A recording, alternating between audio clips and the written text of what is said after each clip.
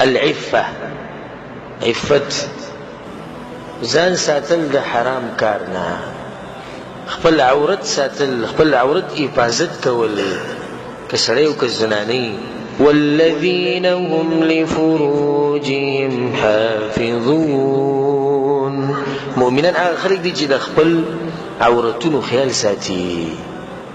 د عورت خیال ساتل څه مطلب دی؟ چې دا عورت چې په حرام کې استعمال نشي، چې د بلې باندې غلط کار ونه کوي. او ځکه حدیث کې راځي چې رسول صلی الله علیه وسلم چې به دعا کوله نو یو به پکې دا وي اللهم انی اسألک العفاف، الله زه نه عفت غواړم، پاکي، چې انسان د حرامو نه، د زنا نه، د غلط نظر نه بچي. یو حدیث کې راځي ډېر عجیبه حدیث او یاد یې ساتئ. ثلاثة حق على الله عونهم، درې کسان دي چې د دوی په الله باندې دا حق دی چې الله به ورسره لازم مرسته کوي. اولنی هغه کس دی چې د الله په لار کې مجاهد وته وي، الله لازم د مجاهد مرسته کوي، الا دا چې په مجاهد کې مرض وي ورسره الله مرسته نه کوي. دویم هغه مرئي غلام یا وینځه چې ځان ازادول غواړي او د خپل مالک له پیسې ورکوي، یعنې هغه ورته ویلي دومره پیسې ما درکړه، د لږ لږې پیسې غریب ګډا سره پیسې نه وي، الله د ده مرسته کوي. او دریم والناکح الذي يريد العفاف، هغه انسان چې نکاح کوي او واده کوي په دې نیت باندې چې زه د حرامو نه وساتلی شم، نو الله یې ساتي. لکه ته واده ولې کوې؟ وي واده په دې کوم چې د حرامو نه بچ شم، چې د پردۍ زنانې ته ونه ګورم، چې د هلک ته ونه ګورم، چې د غلط کار بل ونه کړمه. نو بس الله سبحانه وتعالی باندې د دې سړي حق دی چې د ده مرسته به کوي. یو حدیث کې راځي چې اولني درې کسان چې به جنت ته ځي، او ځان سره یاد ساتي دا حدیث. اولني درې کسان چې به جنت ته ځي، درې قسمه خلک: شهید، د الله په لار کې چې مړ شي، د ډېره اوچته درجه ده، دی به جنت ته اول ځي.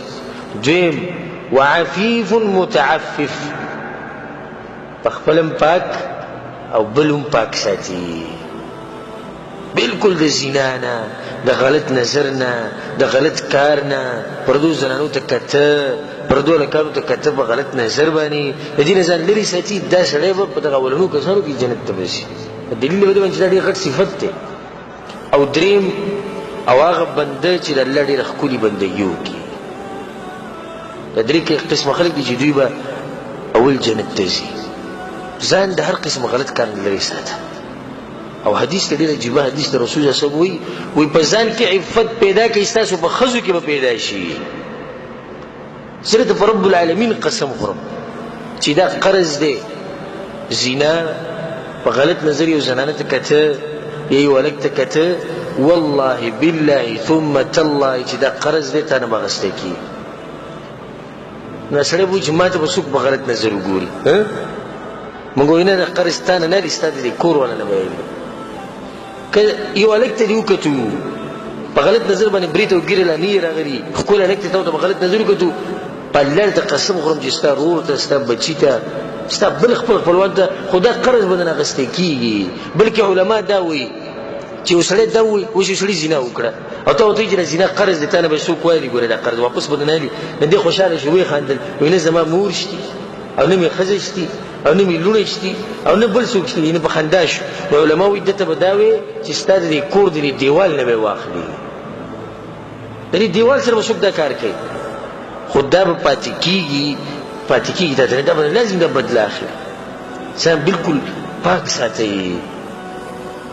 رسول الله په حدیث کې وایي من یضمن لی ما بین رجلی، د دوه خپو په دې منځ کې چې څه دي، رسول الله که چا ماله د دې ګارنټي راکړه چې په غلط کار کې به یې نه استعمالوي، نو زه ورته د جنت ګارنټي ورکړم. څومره غټه خبره ده. د دوه خپو په منځ کې د انسان عورت دی چې دا عورت ته په حفاظت کې وساتو، په غلط ځای کې د استعمال نه کو. رسول صلی الله علیه وسلم تعالی د جنت ګارنټي درکوي، زه نه یم، هغه یې وایي. الله سبحانه وتعالی دومره زمونږ تربیت کړی دی چې مونږ ته دا نه دي ویلي چې زنا مه کوئ، بلکې څه ویلي زنا ته بالکل نږدې کېږي نه، کول پرېږده، نږدې کېږي به نه. علما وایي د دې مطلب دا د مفسرین وایي یعنې د زنا اسباب به نه استعمالوي، د زنا ګوره سړی ډایرکټ نه کوي چې ورځي او زنا کوي. د دې نه مخکې څه دي؟ اسباب دي، طریقې دي. دا طریقې ته زنا ته رسوي.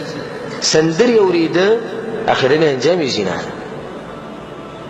سندرې چې څوک اوري اخرنی انجام یې زنا ده. د انډیا فلمونه چې څوک ګوري، ډمان چې څوک ګوري او د ډرامې او د شي نه ګوري، اخرنی انجام یې زنا ده. که موقع ورته میلاو شوه، اوس یو سړی نه کوي، موقع به ورته نه میلاو شي، څوک به ورته زنا نه میلاو شي، والعیاذ بالله. دا یو طریقه ده. موبایل کې غلط تصویران ساتل، پای کې فلمونه ساتل، دا د زنا بالکل واضحه لار ده. مشهوره طریقه چې نن سبا استعمالیږي په ټلیفون باندې یا په انټرنیټ باندې د پردو زنانو سره خبرې کول، اخرنی انجام یې زنا ده. د دې هر څه نه به ځان لرې ساتي. په بازار کې ودرېده، پردو زنانو ته کته، اخرنی انجام یې څه دی؟ زنا ده. د پردو زنانو سره بغیر د ضرورت نه خبرې کول، هغوی سره ګپ شپ لګول، اخرنی انجام یې زنا ده. او که د فرج زنا یې نه کړي، یعنې د عورت استعمالولو زنا یې نه کړي، نو د سترګو زنا خو چېرته تلې نه ده، د لاسونو زنا خو چېرته تلې نه ده، د خپو زنا خو چېرته تلې نه ده. خبره به واضحه کوو، ځکه چې الله زه په دې مکلف کړی یم چې د خلکو د دین ښایه او داسې مواري ده. نن سبا والعیاذ بالله غټ مرض په ځوانانو کې دا دی چې هغوی په خپل لاس باندې په خپله مني وباسي. دا عام مرض دی په ځوانانو کې نن سبا. او ځینې ځوانانو ته زما دې خبرې ته غوږ کېږدي. دا زنا ده که نه ده؟ دا د زنا خور ده. صرف دا چې زنا دې په عمر کې مشره ده، دا د زنا خور ده. وجه څه ده؟ شرطیاً کم سړی چې دا کار کوي، دی به یا زنانو ته ګوري، یا به د زنانو سره خبرې کوي، یا به دی سوچونه کوي د دې زنا په باره کې چې داسې مې وکړې، دا مې وکړې، دغه مې وکړې، یا به دی، یا به فلمونه ګوري، یا به ورسره په موبایل کې ګن بنایي، یا به ورسره په کمپیوټر کې ګن بنایي. خو دی خالي نه دی ګوره د څه نه، دې خبرو کې یو به لازمي بدل کړي. او که ده کې دا خبرې نه وي، ده ګوره دا کار کوم نه، دا حرام کار دی، دا زنا ده. الله هو الذين هم لفروجهم حافظون، هغه کسان چې د خپلو عورتونو خیال ساتي، الا على ازواجهم، مگر خپلو ښځو باندې استعمالوي، او ما ملکت ایمانهم، یا دا چې د دوی سره وینځئ، په پیسو اخیستی شي لکه پوخا چې وي، اوس خو نشتي، یا په جنګ کې یې راوستي، کافرانو نه یې زنانه راوستي، د دوی سره هم کورواله جایز دی. الله سبحانه تعالی چې په دې دوو لارو استعمالوي، درېیمه لار بله شته. والذین هم لفروجهم حافظون، او هغه کسان چې د خپلو عورتونو خیال ساتي، الا اولنی ځای جایز دی ښځه، دویم ځای جایز دی وینځه، یالله درېیم پکې بل شتي، وایي نه بل نشتي، د لاس استعمالول دا درېیم ځای دی، که دا پکې هم حرام شي. دی دلیل دی، پوه شوې پې؟ دا دوه ځایونه د استعمالولو دي، بل ځای نشي د استعمالولو. نو چې بل نشتي، د دې دوو نه علاوه چې هر قسمه ځای دی هلته عورت استعمالول حرام دی. د خپل عورت خیال ساتل، بې ځایه نه ښکاره کول، دا ګورم په عفت کې دننه راځي. دا بعض کسان لنډې تنګې جامې اچوي، عورت یې ښکاري. دا سړی هم ګورې پاکې سړی نه دی، ده کې عفت نشتي. که ده کې عفت وي، ده به خپل عورت پټ کړی، ده کې حیا به وي، ده کې به شرم وي.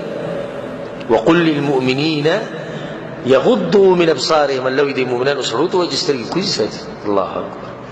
وقل للمؤمنات يغضضن من ابصارهن ويحفظن فروجهن، زنانو ته هم وایي چې نظر کوز ساتي.